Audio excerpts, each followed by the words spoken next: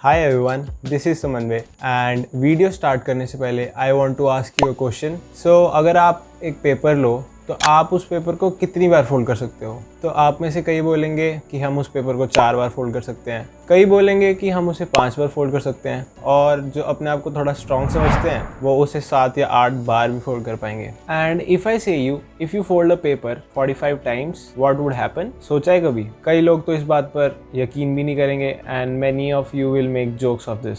But मान लो आपके पास एक बहुत बड़ा पेपर है, एक काफ़ी बड़ा paper, and if you fold this paper 45 times, कई सोचेंगे कि ये एक पेंसिल बॉक्स जितना थिक हो जाएगा, कई सोचेंगे कि ये आपकी हाइट जितना थिक हो जाएगा, and many of you will think कि ये पेपर आपके घर जितना थिक हो जाएगा। बट इफ आई से you this paper after folding 45 times दुनिया की सबसे बड़ी बिल्डिंग बुर्ज खलीफा से भी बहुत बड़ा हो जाएगा। Would you believe on that?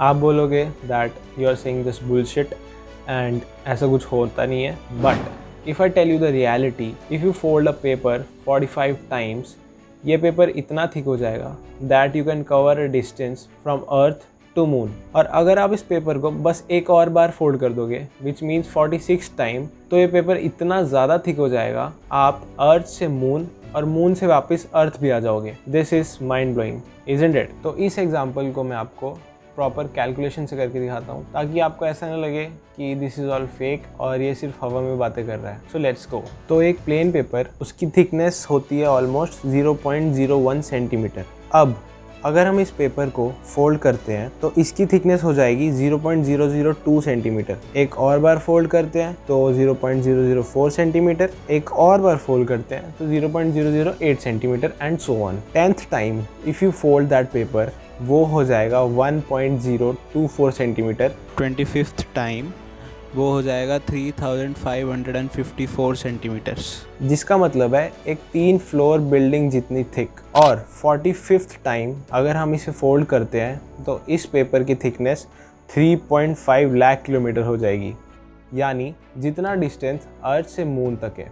और अगर आप इस पेपर को एक और बार फोल्ड कर देते हो विच इज़ 46th टाइम, तो ये अप्रॉक्स 7 लाख किलोमीटर हो जाएगी, यानी हम अर्थ से मून और मून से अर्थ वापस आ जाएंगे। तो इस कॉन्सेप्ट को हम बोलेंगे कंपाउंडिंग। इस एग्जांपल से मैं आपको यही समझाना चाह रहा था कि what is compounding in very easy words and practical way. So इस वीडियो में मैं आपको बताऊंगा the power of compounding and the magic of compounding of money which can help you generate so much money you can't think of with proper calculations and in a very easy way. So let's start the video. सबसे पहले what is compounding? So it is the process whereby interest is credited to an existing principal amount as well as to interest already paid. अब इसका क्या मतलब हुआ? So let me help you understand in easy words. Sometimes I used to ask my friends कि अगर आपके पास 10 लाख रुपए हैं और आप उसे स्टॉक मार्केट में इन्वेस्ट कर देते हो with a return of 26%, तो 30 साल में आपके पास कितना पैसा होगा? तो इस कैलकुलेशन को करना इज नॉट ईजी, तो I will give you a shortcut on this, the rule of 72, which means if you divide 72 with a rate of interest you will get to know कि कितने साल में आपका पैसा डबल होगा। फॉर एग्जाम्पल, आपको FD से अप्रॉक्सीमेटली 7% इंटरेस्ट मिलता है, तो जब आप 72 को 7 से डिवाइड करोगे आपके पास आंसर आएगा अप्रॉक्सीमेटली 10, विच मीन्स 10 साल में आपका पैसा डबल होगा। और इफ़ आपको म्यूचुअल फंड से 15% रिटर्न मिल रहा है तो आप 72 को 15 से डिवाइड करोगे you will get 5, which means 5 years में आपका पैसा डबल होगा। So I asked you a question before कि you invested 10 lakh rupees in the stock market with a return of 26%, तो 30 साल में आपका पैसा कितना होगा? So using the rule of 72 we will divide 72 with the rate of interest which is in this case 26%. After dividing you will get the answer 2.77. अब हम इसे राउंड ऑफ करके अप्रॉक्सीमेटली 3 ले लेते हैं। इसका मतलब है हर 3 साल में आपका पैसा डबल होगा। So now let's see the calculations. Today you have 10 lakh rupees. After 3 years it will be 20 lakhs. After 6 years it would be converted to 40 lakh rupees. After 9 years 80 lakhs. और 12 साल के बाद 1.6 करोड़ में ग्रो हो चुका होगा आपका पैसा। 15 साल बाद ये हो चुका होगा 3.2 करोड़। एंड इफ आई से कि फर्स्ट 15 ईयर्स में आपने 3.2 करोड़ कमाए और अगले 15 साल आप 99 करोड़ कमाने वाले हो।